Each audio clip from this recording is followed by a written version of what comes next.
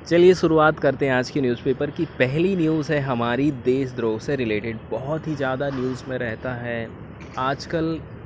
इसके अंतर्गत जो केस है ना, बहुत ज़्यादा रजिस्टर होने लगे हैं। लेकिन दूसरी बात ये है कि इसमें जो अपराधी को साबित करने की जो दर है ना, वो बहुत कम है। इसका मतलब क्या हो गया, मान के चलो 100 केस देशद्रोह के रजिस्टर किए जा रहे हैं तो इसमें 1 या फिर 2 ही व्यक्ति को सज़ा मिल रही। इसका मतलब ये क्या हुआ कि बाकी जो बचे हुए लोग हैं इनको कुल मिला के परेशान किया गया है, इनकी आवाज़ को दबाने की कोशिश की गई है।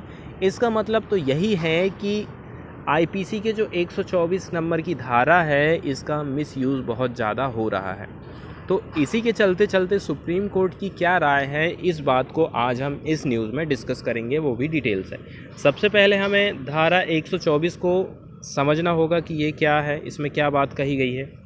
तो देखो, आईपीसी 124A क्या कहता है कि कोई व्यक्ति बोलकर या फिर कुछ लिख करके या फिर कोई संकेत करता है या फिर कोई दृश्य प्रस्तुति कर दे जो कि हमारे इंडिया में, जैसे कि अभी बीजेपी की गवर्नमेंट है, भारत में विधि द्वारा स्थापित सरकार के प्रति यदि उससे घृणा हो जाए या फिर अवमानना पैदा करे या फिर पैदा करने का प्रयत्न करता है या फिर वो असंतोष उत्पन्न करेगा, ऐसी कंडीशन में उसको देशद्रोही कहा जाएगा और उसको ज़िंदगी भर के लिए जेल या फिर 3 साल तक की कैद और जुर्माना दोनों या फिर सभी से दंडित किया जा सकता है, ऐसा इस सेक्शन में कहा गया है।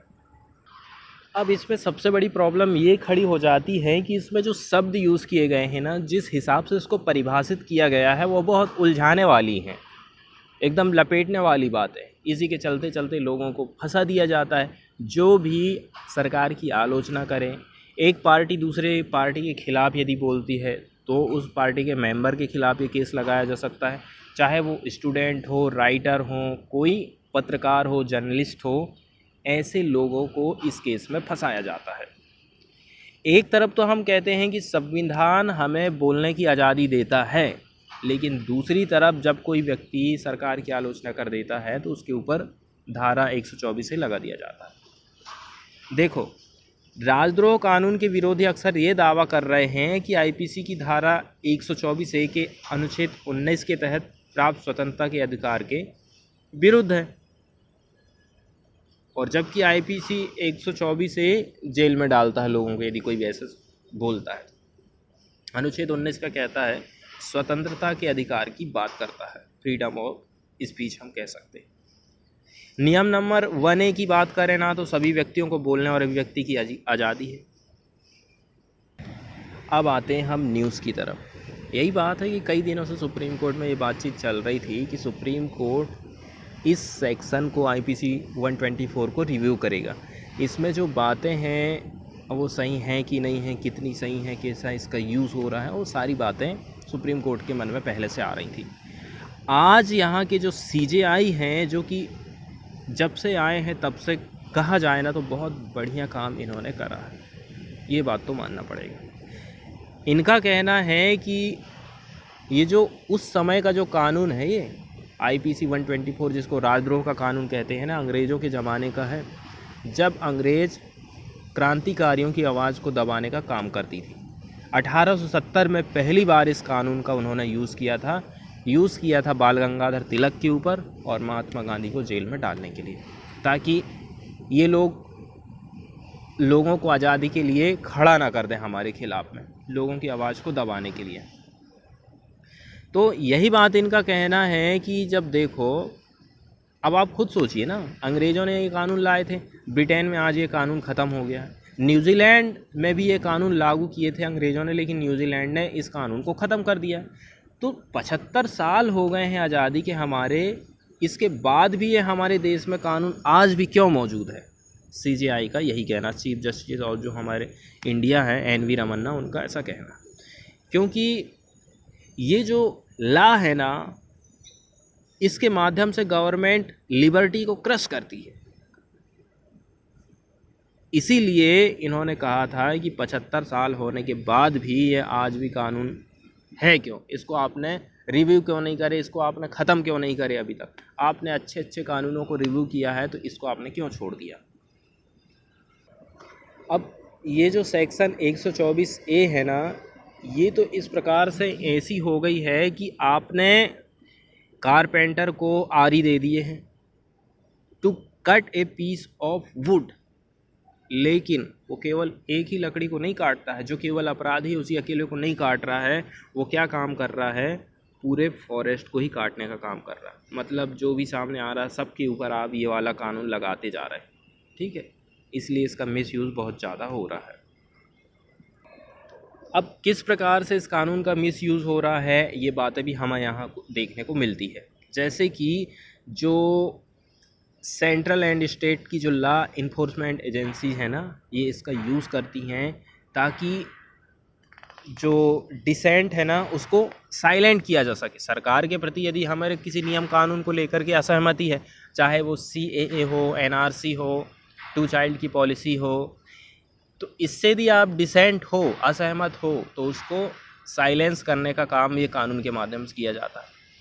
फ्री एक्सप्रेशन की हमें जो आज़ादी है उसको दबाने का काम किया जाता है। एंड ये व्यक्ति को बेल नहीं देना है, जमानत नहीं देना, तो एक काम करो, उसके ऊपर राजद्रोह का कानून ठोक दो। इसमें सब शामिल है, एक्टिविस्ट हैं, जर्नलिस्ट हैं, स्टूडेंट हैं एंड सिविल सोसाइटी के मेंबर्स हैं। तो यहाँ पर हमें एक और चीज़ देखने को मिलती है, चिलिंग इफ़ेक्ट। चिलिंग इफ़ेक्ट का मतलब ये है कि आपकी जो बोलने की फ्रीडम ऑफ स्पीच है ना, उसको दबाया जा रहा है।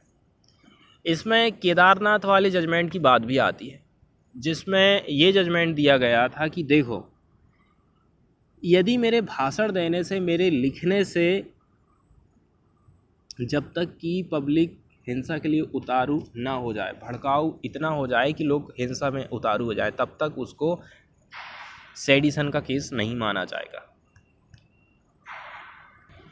इसके बाद सेकंड न्यूज़ हम देख लेते हैं, ये बंगाल है। बंगाल में अभी चुनाव हुआ था हाल ही में विधानसभा के, ममता बनर्जी की जीत होती है। इसके बाद यहाँ पर चुनाव में हमको हिंसाएं देखने को मिलती हैं। तो NHRC है, NHRC का जो पैनल है वो चाहती है कि यहाँ जो भी हिंसा हुई थी ना, उसकी CBI प्रोब होना चाहिए, बंगाल में जो भी हिंसा हुई थी। तो हम बात कर लेते हैं अब NHRC की, इसके गठन से रिलेटेड इसके क्या क्या काम हैं, इससे रिलेटेड कुछ बात। सबसे पहले हम इसका फुल फॉर्म जानते हैं, नेशनल ह्यूमन राइट कमीशन, जिसको शॉर्टकट में NHRC भी कहा जाता है। इसके बारे में कुछ जानकारी, जैसे कि ये एक प्रकार से स्वतंत्र स्टैट्यूटरी बॉडी है, किसी के अंडर में ये काम नहीं करती है, ठीक है। इसको इस्टेब्लिश किया गया था 12 अक्टूबर 1993 को, as per provision of protection of human right, मानव अधिकार को सुरक्षित संरक्षित करने के लिए इसको लाया गया था, है ना। तो protection of human right act 1993 के अंतर्गत इसको इस्टेब्लिश किया गया था। फिर बाद में 2006 में इसमें कुछ अमेंडमेंट, सुधार देखने को हमको मिलते हैं। 25 साल हो गए हैं इसको 12 अक्टूबर 2018 को, इसलिए इसने सिल्वर जुबली को सेलिब्रेट किया था। इसका हेडक्वार्टर यदि हम बात करें तो नई दिल्ली में स्थित है। और ये एक प्रकार से जो हमारे ह्यूमन राइट्स है ना, उनको संरक्षित करने वाली एक संस्था के रूप में इसको जाना जाता है। अब कुछ अधिकार है, जैसे कि rights related to life, liberty, equality, dignity of individual guaranteed by the Indian constitution. हमारा संविधान हर व्यक्ति को जो आज़ादी दे रहा है, जैसे बोलने की, जीवन जीने की, इनकी रक्षा करने का काम ये NHRC करता है। अब इसको इस्टेब्लिश किया गया था in conformity with the Paris principle. Paris principle को ध्यान में रखते हुए इसको इस्टेब्लिश किया गया था और एडॉप्ट किया गया था for the promotion and protection of human right in Paris, October 1991 की बात है। इसके अलावा इसको इंडोर्स्ड किया गया था general assembly of United nation in 20 दिसंबर 1993 को। ह्यूमन राइट्स के अंतर्गत क्या क्या आता है, देखो, ह्यूमन राइट्स के अंतर्गत आता है राइट टू लाइफ, जीवन जीने की, and right to liberty, freedom and slavery and torture. Freedom from slavery मतलब आप किसी को गुलाम नहीं बना सकते, उसको टॉर्चर नहीं कर सकते। Freedom of opinion and expression, व्यक्ति को अपनी ओपिनियन और एक्सप्रेशन जाहिर करने की आज़ादी है, right to work and education, इस प्रकार से कुछ अधिकार हैं, इनकी रक्षा करने का काम ये बॉडी करती है। इसके बाद वाली न्यूज़ हम देखने वाले हैं भारत और अफ़गानिस्तान के रिलेशन से रिलेटेड। ठीक है, अभी एस जयशंकर साहब अफ़गानिस्तान गए तो उन्होंने क्या कहा। अभी वर्तमान कंडीशन यदि हम देखें ना अफ़गानिस्तान की, तो यूएस और नाटो की जो सेनाएं हैं वहाँ से वापस हो रही हैं। यूएस चाहता है कि अब ये जो सैनिक हैं हमारे अपने घर वापसी हो इनकी, लेकिन अब जैसे ही यूएस यहाँ से अपनी सेना को पीछे कर रहा है या अपने अमेरिका वापस ले जा रहा है, वहाँ पर तालिबान फिर से सक्रिय हो गया है। पहले तो जो गांव के दूर दराज एरिया थे केवल वहीं पर तालिबान का कब्जा था, लेकिन अब जो है उसका कब्जा ना बढ़ते ही जा रहा है, शहरों की तरफ वो बढ़ने लगा है। तो इसके चलते इंडिया का क्या स्टैंड है और इंडिया किस प्रकार से अफ़गानिस्तान की हेल्प कर रहा है। तो जो एस जयशंकर साहब हैं वो ये कहते हैं कि हम तो केवल यही चाहते हैं, सबसे पहली बात, कि अफ़गानिस्तान में शांति की स्थापना हो जाए, और भारत हमेशा से यही चाहा है कि वहाँ पर चुनी हुई सरकार हो और उसी का वहाँ पर शासन हो। इसके बाद वाली न्यूज़ हम देखने वाले हैं ड्रोन से रिलेटेड। कोरोना के दौरान में ड्रोन्स का कितना ज़्यादा यूज़ हो रहा था। जैसे कहीं पर सैनिटाइजिंग का काम हो रहा है, कहीं पर मेडिसिन की एक जगह से दूसरी जगह सप्लाई की जा रही है। ऐसे कई सारे प्रैक्टिकल वाले एग्जाम्पल हमने न्यूज़ में देखे थे। ड्रोन का पूरे वर्ल्ड में देखा जाए तो एक बहुत बड़ा मार्केट है। हमारे यहाँ पर उतनी ज़्यादा ड्रोन्स की मैन्युफैक्चरिंग नहीं हो पाती है। ठीक है, हमें बाहर से मंगवाने पड़ते हैं। दूसरी बात ये है, ड्रोन से रिलेटेड जो रिसर्च और डेवलपमेंट वाला काम है उसमें भी इंडिया काफ़ी पिछड़ा हुआ है। इसी के चलते चलते हमारे भारत की सरकार ये चाहती है कि इससे रिलेटेड जो प्रोडक्शन है, रिसर्च और डेवलपमेंट है, उसको बढ़ावा दिया जाए। बढ़ावा कैसे दे सकते हैं? इसमें कुछ कागजात चाहिए रहते थे, लाइसेंस चाहिए रहते थे, फार्म भरना, ये सारी चीज़ें करना, तो उनको गवर्नमेंट ईजी करना चाहती है। आज की न्यूज़ इसी पर आधारित है, तो इसको हम देख लेते हैं। तो गवर्नमेंट ने रिलीज़ कर दिया है draft drone rules 2021 for public consultation until August 5 अगस्त तक इसको लोगों के सुझाव इसमें मांगे गए हैं। ठीक है, सिंप्लीफाइड ड्रोन रूल्स की हम बात कर रहे हैं, जो कि एबॉलिश कर देंगे, ख़त्म कर देंगे need for a large number of approval. Drones निर्माण के लिए जो बहुत सारे अप्रूवल की ज़रूरत पड़ती थी, अब सरकार उनको ख़त्म करना चाहती है। ठीक है, इसके अलावा रिसर्च और डेवलपमेंट को सरकार बढ़ावा देना चाहती है हमारी कंट्री में। इसी के चलते चलते मिनिस्ट्री ऑफ सिविल एविएशन ने थर्सडे के दिन रिलीज़ किया था draft drone rule 2021 for public consultation until 5 अगस्त। इसमें क्या होने वाला है? The rules will replace the unmanned aircraft system rule 2021। तो इसको रिप्लेस करने का काम ये कर देगा, ये जो ड्राफ्ट अब नया वाला है। ठीक है, अब इसका जो इंटेंट है वो ये है कि to make the rules user friendly. अब जो कंपनियां इसको बना रही हैं उनके हिसाब से रूल्स होना चाहिए, यूज़र फ्रेंडली होना चाहिए। इसके अलावा encourage drone research and development, सरकार ऐसा चाहती है। This is another important step to our realising the vision of India as a drone hub. तो ड्रोन हब कैसे हम बन सकते हैं? मैन्युफैक्चरिंग हमारे यहाँ ज़्यादा से ज़्यादा होगी, ऐसा कहना है Amar Dubey, joint secretary ministry of civil aviation and head of drones division.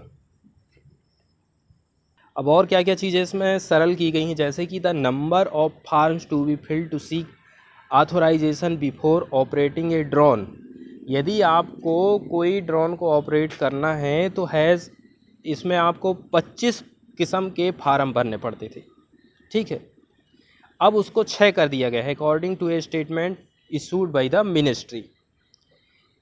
इसके अलावा ज़्यादातर जो ड्रोन्स रहते हैं ना, उनको यूनिक आईडी नंबर की ज़रूरत पड़ती है। इस सर्टिफिकेट ऑफ एयरवर्थीनेस, मतलब कितनी हाइट तक वो उड़ सकता है, कितनी स्पीड तक वो उड़ सकता है, ये चीज़ बताना रहता है। ए रिमोट पायलट लाइसेंस की ज़रूरत पड़ती है for the person controlling the drone, जो व्यक्ति उसको ड्रोन को कंट्रोल करता है। And prior permission. लेकिन देखो इस प्रकार की जो परमिशन है ना, अप्रूवल है, अब वो ज़रूरत नहीं पड़ने वाली है ऐसे ड्रोन्स के लिए जो ड्रोन्स यूज़ किए जाएंगे रिसर्च और डेवलपमेंट के लिए by entities and educational institution recognised by the union government, state government, union territory administration, और जो स्टार्टअप हैं recognised by the department for promotion of industry and internal trade और drone manufacturer. ठीक है, अब पहले कुछ ऐसा चलता था कि देखो प्रीवियस रूल क्या कहता है, which required drone operator to have a principal place of business within India. अब जो ड्रोन ऑपरेटर है उसको इंडिया के प्लेस में होना ज़रूरी रहता था, लेकिन अब ऐसी कोई रिक्वायरमेंट नहीं है।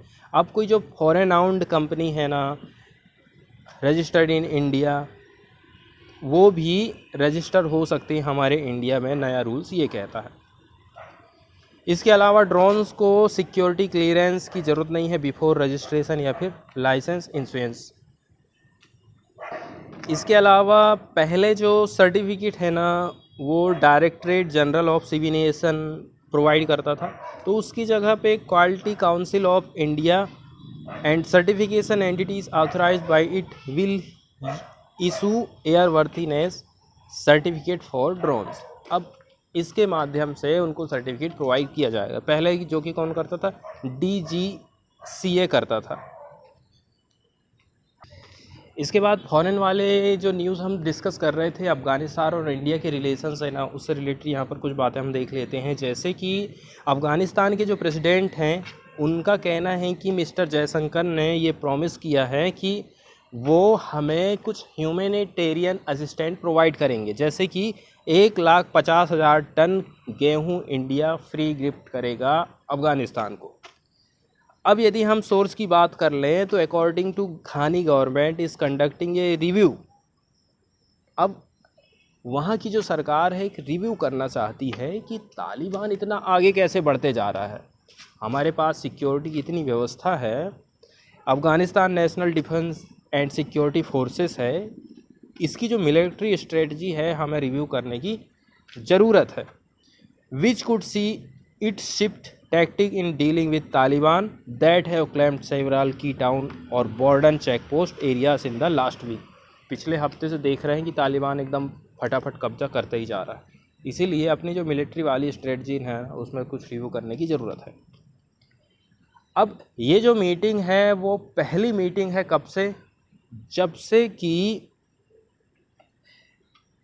गवर्नमेंट डिसाइडेड की है पुल आउट की all Indian personnel from consulate in Kandahar से इंडियन पर्सनल है ना कि जो कंसुलेट हैं उनको वापस लाने के लिए सोच रही थी। क्यों सोच रही थी, क्योंकि तालिबान ना अब इस स्थान पर अपना कब्जा कर सकता है। इसी के चलते चलते ये मीटिंग रखी गई है, पहली बार ऐसी मीटिंग रखी गई थी।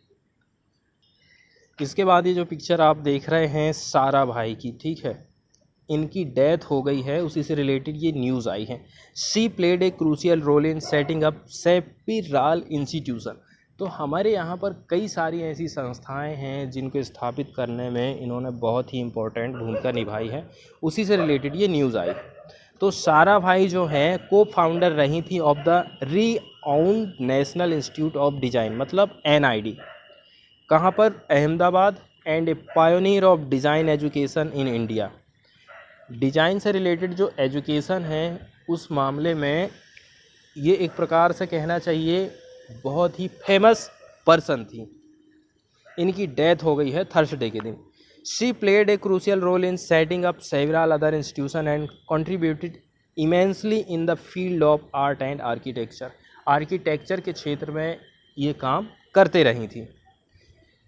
अब यदि हम उनके भाई की बात करें गौतम सारा भाई, शी फाउंडेड द NID दोनों के साथ साथ में and prepare it's academic करिकुला which lead the foundation for design education इन हमारी कंट्री।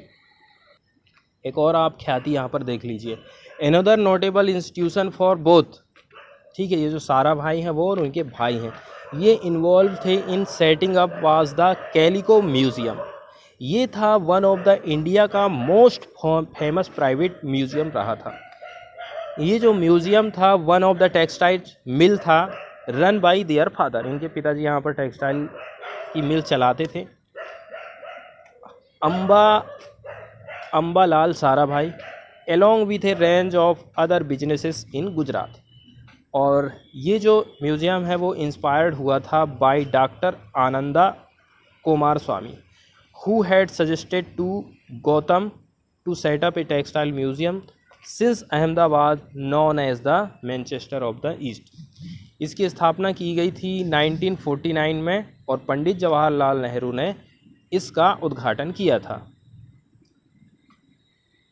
अब हम बात कर रहे हैं इनके दूसरे भाई की जिनका नाम है Vikram Sarabhai and their families contribution in the setting up other institution, जैसे कि अहमदाबाद की हम बात कर रहे हैं the Indian Institute of Management Ahmedabad, the BM Institute of Mental Health and several institute of Gujarat University are well known.